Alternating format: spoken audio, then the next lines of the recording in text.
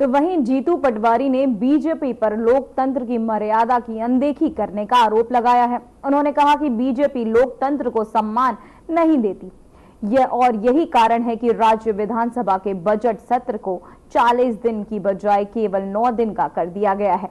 वहीं पटवारी ने कहा बीजेपी ने अपने ही विधायकों को 15 करोड़ रुपए दिए, जबकि विपक्ष के विधायकों को कुछ भी नहीं दिया।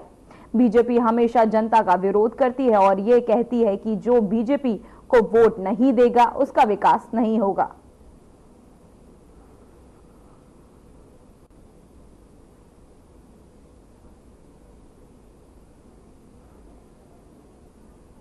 ये नशा, अवैध शराब, अवैध नशे के ये बिकने चाहिए। ये पुलिस वालों की ड्यूटी है। अगर ऐसा टीआई नहीं करेगा तो एसपी उस पर कार्रवाई कर देगा। और एसपी का काम ये है कि जितने बॉर्डर के एरिया हैं वहां से अवैध शराब जहां जहां भेज सकते हैं वहां भेजो। अगर एसपी ऐसा नहीं करेगा तो मोहन यादव उनका ट्रांसफर कर देगा। ये इस पूरी परिस्थिति में पुलिस का व्यवहार जनता के दायित्व का बचा ही नहीं। पुलिस का व्यवहार सिर्फ क्राइम करवाने में मदद का बचा। और ऐसी व्यवस्था बनी क्यों? क्योंकि सरकार का ऐसा चरित्र बन गया।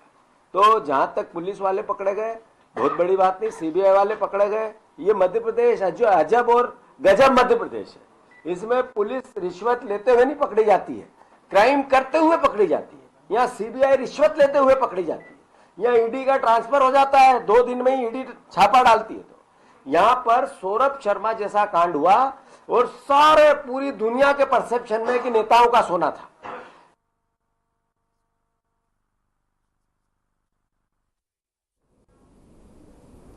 तो वहीं गोंडवाना गणतंत्र पार्टी के प्रदेश अध्यक्ष कमलेश तहकराम ने पार्टी के राष्ट्रीय अध्यक्ष तिरुमाल दादा तेलुश्वर सिंह मरकाम का आभार व्यक्त किया, जिन्होंने उन्हें प्रदेश अध्यक्ष पद की जिम्मेदारी सौंपी। मीडिया से चर्चा करते हुए कमलेश तहकराम ने कहा, मैं पार्टी का एक साधारण कार्यकर्ता हूं और पेनवासी दादा हीरा सिंह मरकाम के महान आंदोलन का समर्पित सिपाही हूं। उन्होंने आगे क्या कुछ कहा, आइए आपको सुनाते हैं। महाराष्ट्र में सफल भी हुए। हाँ, ये है कि विधानसभा और लोकसभा में हम लोगों को सफलता नहीं मिली, लेकिन मैं ऐसा कहना चाहता हूं कि अब सफल भी होंगे, क्योंकि आज तक मध्य प्रदेश में ही, क्योंकि हम राजधानी में बैठे हुए हैं तो देख पा रहे होंगे कि हर किसी की इच्छा है कि मध्य प्रदेश में तीसरी शक्ति का उदय हो और उसको गोंडवाना गणतंत्र पार्टी गांव-गांव तक, जन-जन तक उनके अन्याय, अत्याचार और वहाँ जितने भी वर्ग के लोग जो गांव में रह रहे हैं, चाहे वह पलायन को लेकर हो, रोजगार को लेकर हो, भ्रष्टाचार को लेकर हो, और सबसे बड़ी विडंबना यह है कि कोई भी सरकार आज तक रही है, पूरे आज़ादी के आज तक आदिवासियों को लेकर फोकस किया गया है और उन्हें सिर्फ धोखा दिया गया है वोट बैंक के रूप में। तो ऐसा अब नहीं सहा जाएगा, क्योंकि आज के युग में सभी पढ़ लिख गए हैं। पूरी कोशिश की गई है अंग्रेज़ों के ज़माने से आज तक कि इनको पढ़ने न दिया जाए, क्योंकि हमारी पार्टी गांव से ज़्यादा जुड़ी है और देखा जा रहा है कि गांव में शिक्षा का स्तर, रोजगार का स्तर, स्वास्थ्य का स्तर आज भी सिर्फ सरकार जो कहती है वो सही मायने में आज तक धरातल पर नहीं है। गोंडवाना गणतंत्र पार्टी निरंतर जो है कार्यरत है और 2003 में जब शुरुआती दौर था, जब 3 हमारे विधायक भी आए थे, और अभी छत्तीसगढ़ से शुरुआत हुई है, एक चिंगारी जली है। दादा हीरा सिंह मरकाम के पुत्र जो हमारे राष्ट्रीय अध्यक्ष हैं सम्मानित तेलुश्वर मरकाम जी, वो इसी विधानसभा चुनाव में विधायक भी चुने गए हैं और वो चिंगारी अब धीरे धीरे करके भारत देश के कोने कोने तक पहुंचेगी।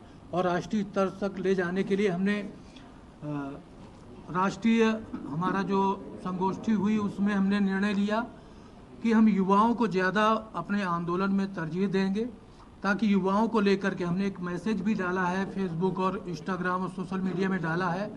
युवाओं को लेकर के हम लोग फोकस कर रहे हैं गोंडवाना गणतंत्र पार्टी, और युवाओं के माध्यम से हम लोग सत्ता तक पहुंचने का प्रयत्न करेंगे।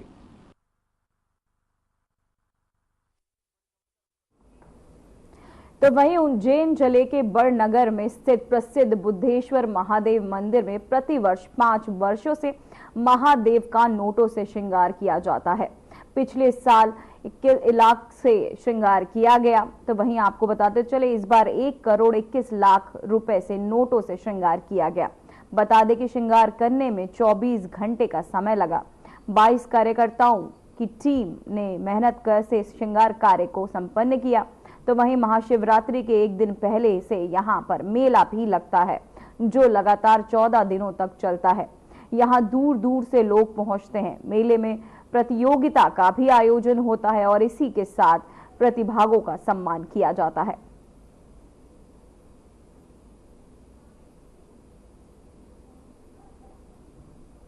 पाँच वर्ष हो चुके हैं जो नोटों से श्रृंगार हो रहा है।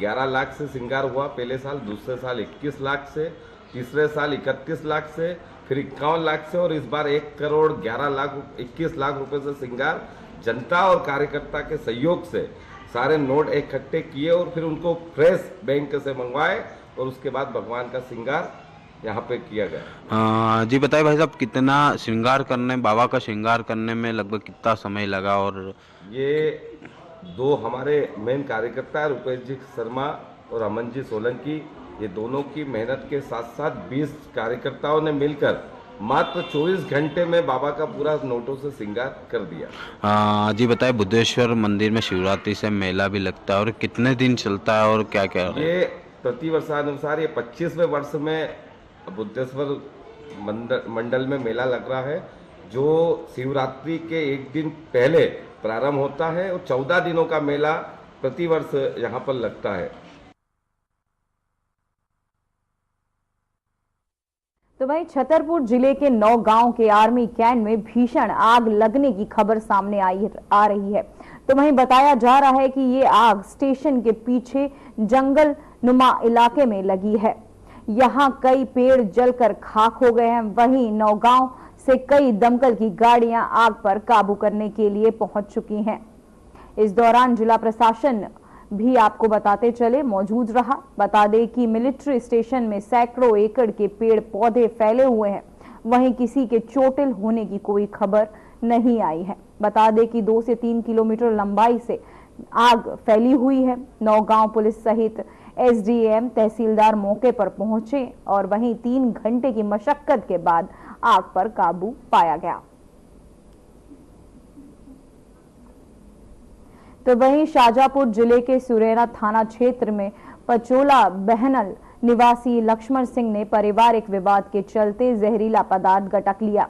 घटना के बाद उनकी पत्नी और ग्रामीण उन्हें जिला अस्पताल लेकर पहुंचे, जहां उनका उपचार जारी है। अस्पताल चौकी प्रभारी बाबूलाल डाबी ने बताया कि लक्ष्मण सिंह के पारिवारिक विवाद के कारण ये कदम उठाया। फिलहाल उनका उपचार जिला अस्पताल में चल रहा है और पुलिस मामले की जांच में जुटी हुई है।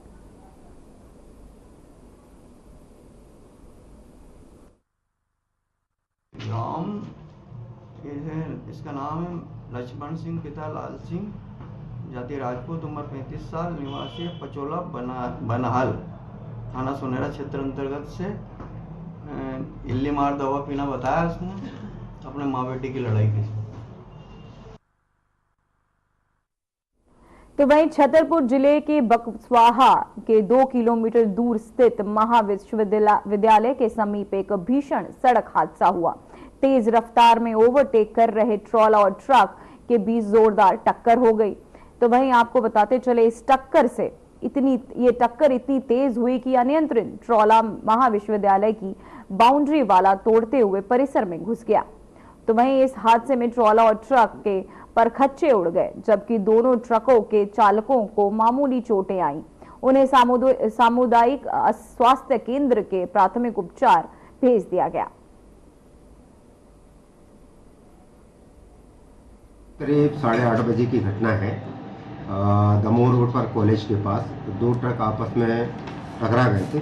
मौके पे सूचना पर हम लोग पहुंचे तो देखा कि एक जो ट्राला है ये कोई सामने जा रहे उसको ओवरटेक करके कर रहा था। तभी सामने से RJ 11 BB 8372 ट्रक ये आया। इसको बचाने के चक्कर में सामने से टक्कर मारते हुए कॉलेज की बाउंड्री पे घुस गई, जिसमें इस टक्कर के दौरान जो ट्राला है इसके चालक कैलाश पटेल और दूसरा जो ट्रक है उसके साबिर खान, इनको चोटें आई हैं। घायल को हमने तत्काल अस्पताल पहुंचा दिया था।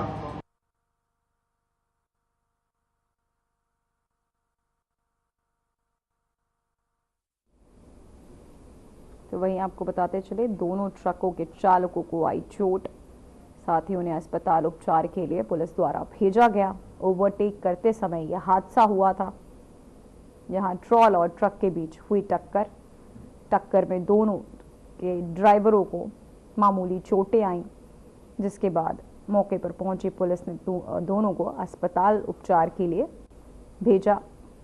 बताते चले आपको ओवरटेक करने के दौरान ये हादसा हुआ, जहां ट्रक और ट्रॉला में ये भिड़ंत, ओवरटेक करने के चक्कर में ये भिड़ंत हुई, जहां आपको बताते चले इससे ज़्यादा नुकसान की कोई खबर नहीं आई। ड्राइवरों को मामूली सी चोटें आई, जिन उपचार के लिए अस्पताल पुलिस द्वारा भेज दिया गया।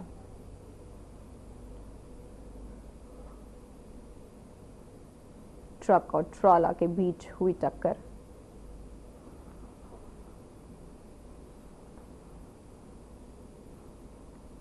दोनों ट्रक चालकों को उपचार के लिए अस्पताल भेजा गया।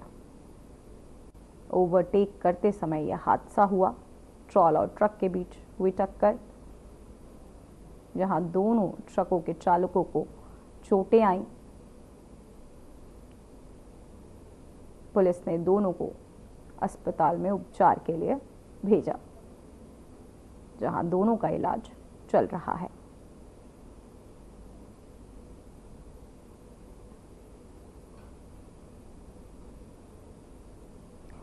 तो आपको बताते चले ट्रॉल और ट्रक के बीच हुई टक्कर। दोनों ट्रकों के चालकों को आई चोट। ओवरटेक करते समय आपको बता दें कि यह हादसा हुआ। ट्रॉल और ट्रक के बीच ये टक्कर ओवरटेक के दौरान हुई, जहां मौके पर पहुंची पुलिस ने इसका जायजा लिया। साथ ही दोनों चालकों को हल्की चोटें आईं, जिसके बाद पुलिस ने उन्हें अस्पताल में उपचार के लिए भेजा, जहां उनका इलाज चल रहा है। साथ ही पुलिस मामले की जांच भी कर रही है। ओवरटेक करते समय यह हादसा हुआ। ट्रॉला और ट्रक के बीच ये टक्कर। ट्रॉल और ट्रक का हादसे से बुरा हाल, लेकिन चालकों का हल्की मामूली सी चोटें आईं, जिन्हें पुलिस द्वारा अस्पताल भेजा गया। साथ ही उनका वहां उपचार चल रहा है।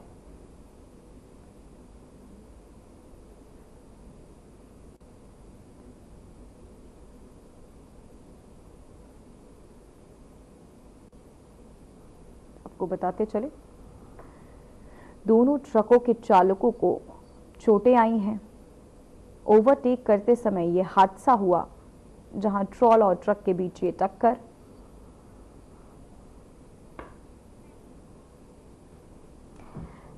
तो वहीं आपको बताते चले पीएम मोदी उत्तराखंड के उत्तरकाशी जिले के दौरे पर हैं। वो पहले देहरादून के जॉली ग्रांट एयरपोर्ट पहुंचे, यहां से वो उत्तरकाशी के हर्षिल पहुंचे, जहां उन्होंने गंगोत्री धाम के शीतकालीन गद्दी स्थल मुखवा में पहले पूजा अर्चना की और फिर हर्षिल में आयोजित सार्वजनिक समारोह को संबोधित किया।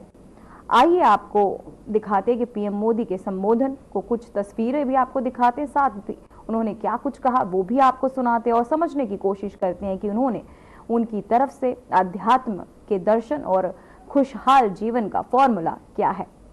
साथ ही इसके बाद आपको हम उनका संबोधन भी सुनाएंगे। उत्तराखंड की प्रगति के लिए नए नए रास्ते खुल रहे हैं। जिन आकांक्षाओं को लेकर उत्तराखंड का जन्म हुआ था, उत्तराखंड के विकास के लिए संकल्प हमने लिए थे। नीत नई सफलताओं और नए लक्ष्यों की ओर बढ़ते हुए वो संकल्प आज पूरे हो रहे हैं। इसी दिशा में शीतकालीन पर्यटन एक और बड़ा महत्वपूर्ण बड़ा कदम है। इसके माध्यम से उत्तराखंड के आर्थिक सामर्थ्य को साकार करने में बहुत बड़ी मदद मिलेगी। मैं इस अभिनव प्रयास के लिए धामी जी को, उत्तराखंड सरकार को बहुत बहुत बधाई देता हूं और उत्तराखंड की प्रगति के लिए कामना करता हूं। साथियों, उत्तराखंड को विकसित राज्य बनाने के लिए हमारी डबल इंजन सरकार मिलकर काम कर रही है। 4 धाम ऑल वेदर रोड, आधुनिक एक्सप्रेसवे, राज्य में रेलवे, विमान और हेलीकॉप्टर सेवाओं का विस्तार 10 वर्षों में उत्तराखंड में तेजी से विकास हुआ है। अभी कल ही उत्तराखंड के लिए केंद्र सरकार ने बहुत बड़े निर्णय लिए हैं। कल केंद्रीय कैबिनेट ने केदारनाथ रोपवे प्रोजेक्ट और हेमकुंड रोपवे प्रोजेक्ट को मंजूरी दे दी है। केदारनाथ रोपवे बनने के बाद जो यात्रा 8 से 9 घंटे में पूरी होती है, अब उसे लगभग 30 मिनट में पूरा किया जाएगा। इससे बुजुर्गों, बच्चों, महिलाओं के लिए केदारनाथ यात्रा। फिलहाल बुलेटिन में बस इतना ही। मुझे दीजिए इजाजत। नमस्कार।